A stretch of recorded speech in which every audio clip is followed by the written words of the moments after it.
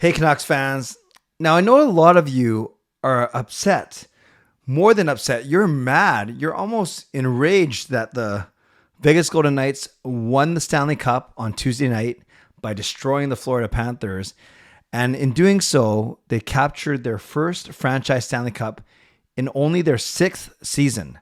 Whereas Vancouver has been around for now 53 years, and we are still waiting for our first Stanley Cup. So I get where on the surface you're like, how the heck did this team get to win their first Stanley Cup so quickly, and we are still waiting for our first one? I get that sentiment. Of course, I get that sentiment. I spent a lot of time, energy, and money, albeit willingly, on this team. So I get that frustration.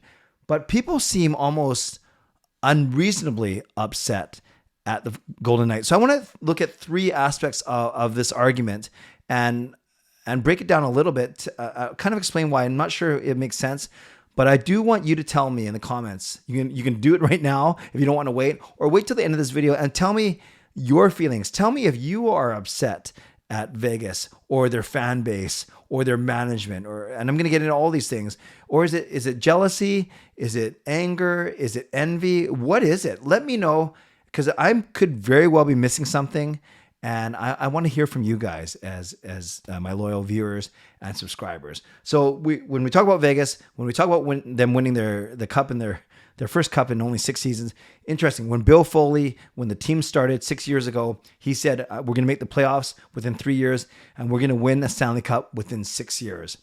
Now it seemed like very bold speak, but look, it came to be true. And Vegas did it by doing it. They didn't take the most ordinary, the most safest path to do so. A lot of unorthodox moves, a lot of, you could say, cold-hearted moves. I'll get into a couple of them now.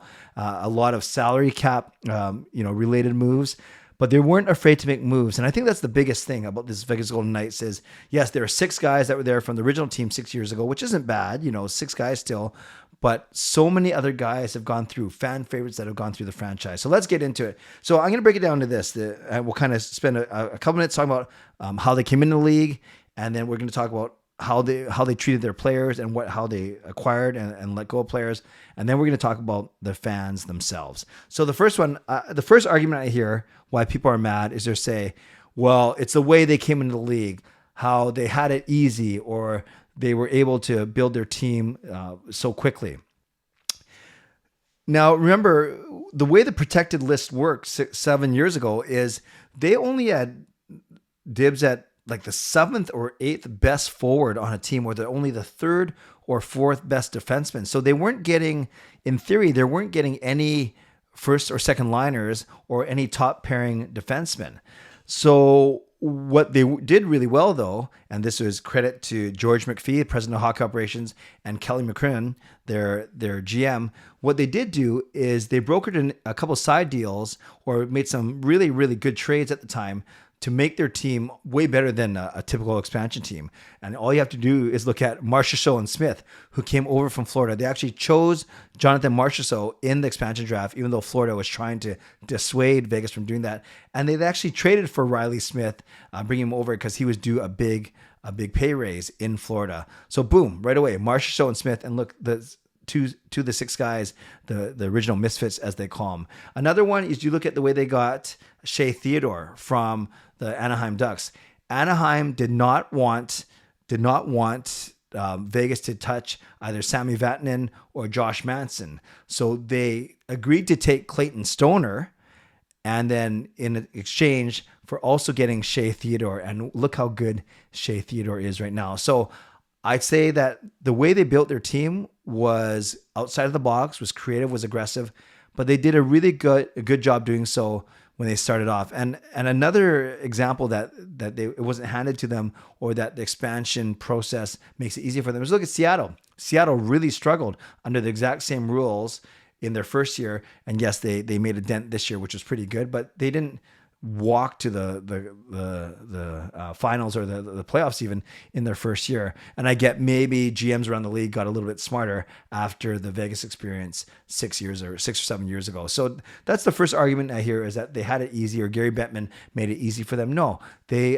built their team at the start, at least, very creatively, and by not being afraid to make some out of the box moves.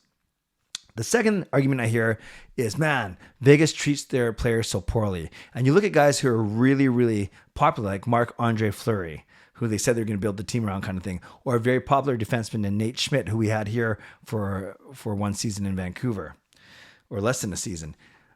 And those were two, well, the Marc-Andre Fleury thing was simply a salary dump, and then they had Robin Leonard waiting in the wings. And yes, it didn't sound good at the time, but they made a very shrewd decision to get off of Marc-Andre Fleury. And then for Nate Schmidt, they moved him, and that eventually led to, down the road, Alex Pietrangelo coming to the team, because they had to unload a bunch of salary to make that move later on that year. So those are just kind of two examples. Then you trade away like prospects like Cody Glass and Peyton Krebs, and Eric Brunstrom, the defenseman, 4 guys, and and Alex Tuck, part of the Jack Eichel deal. Then you have Mark Stone coming in. And then they even brought Max Pacioretty in for a bit, and then they discarded him for the cap space. So my argument here is that Vegas not afraid to make some bold moves, and they made some really smart moves too. Signing Aiden Hill in the summer, in August, before the season even started, and then all these other little moves as well to bring in guys that made a huge difference on the team. And you think of guys like Chandler Stevenson, he was traded to Vegas. Nicholas Waugh traded to Vegas. So a lot of really, really good, like big moves. Teddy Bluger, Michael Mario, Barbashev from the Blues. So there's so many big moves, medium moves, and small moves. But I think what you see with Vegas is they're not afraid to make moves. They don't want to stay put. And yes, maybe they sacrifice a little bit of their long-term success, trading away draft picks and prospects. But at the same time, you can't argue with the fact that they got a Stanley Cup, and they're still going to be able to look up in the rafters and see a Stanley Cup. And it's going to make maybe a couple of years of pain down the road, but it won't be for a while. They still got a lot of good players under contract for a while. So I don't buy the fact that anytime soon they're going to be bad. In fact, they're going to be good for a few more years, and they might have a couple of rough spots once this group of players kind of turns over at the same time, but they're nowhere near that right now. And the third argument I hear a lot about is the Vegas fans don't deserve it. Why do the Vegas fans get to celebrate a Stanley Cup? We've gone through 53 years of misery. How do they get to only, they haven't gone through our pain. They don't know what it's like to have a bad team. You guys, that's not their fault. It's not their fault that their team only came in existence in 2017. It's not their fault that their team was built really well. It's not their fault that their team has made some really shrewd moves. Basically everything I've talked about for the previous 7 minutes in this vlog. I don't think, tell me if I'm missing something. You can't fault a Vegas fan for A, being a fan, and B, for not suffering through the misery that we have. Yeah, maybe we're unlucky. Maybe we're unfortunate. It's those of us that have been here from the very start. But you can't fault the actual Vegas fan. And maybe I'm missing something. Maybe no one is actually faulting the fan. They're trying to use the fans as a representation of what's wrong with the organization. But even using that argument, I don't think there's anything wrong with the organization. And my 3 points, they built from the very start really well and really creatively. They're not afraid to make some shrewd moves, and they certainly never stayed put. And then they have a good supportive fan base. And everyone says, well, obviously they don't know much because they didn't boo Bettman, or of course they're going to cheer Bettman because look, he handed them a Stanley Cup. Well, actually, I don't think any of those are true, because I actually heard from people in the arena. I saw accounts where, and I could hear it actually. He wasn't cheered unanimously. There was certainly a smattering. There were boos in there as well. So I say it's more 50-50 as opposed to just unanimous cheers. But truly, as a Canucks fan, as a loyal Canucks fan who's invests a lot of time, energy, and money, again by choice, and I guess that's kind of what I'm getting at here. We choose to be fans of the teams we want to be fans of. I can't sit here and in good conscience blame or the Vegas fans, or say that they're lesser fans because they haven't suffered as long as us. You can't fault them for not having a team to cheer and to be loyal to for 53 years like we have here. So Canucks fans, those are the 3 arguments I hear: the way the team was built, the way the team has kind of evolved, and their fan base. And those are the reasons why I hear Canucks fans are mad at the Vegas organization or jealous or envious that they've won a cup. I don't think any of those three reasons hold water, but let me know, A, if I'm missing something in those three arguments, or B, if I'm missing a big point overall. I would love to know. I really educate me here, Canucks fans. Tell me why. Those of you that are upset, let me know why. And those of you that aren't upset, maybe you're kind of in the same boat that I am. I want to hear that as well. I want to create some dialogue around this topic because we're going to be remembering them forever as the Stanley Cup champions, and certainly be talking about them for the next couple of weeks or so leading up to the draft and free agency.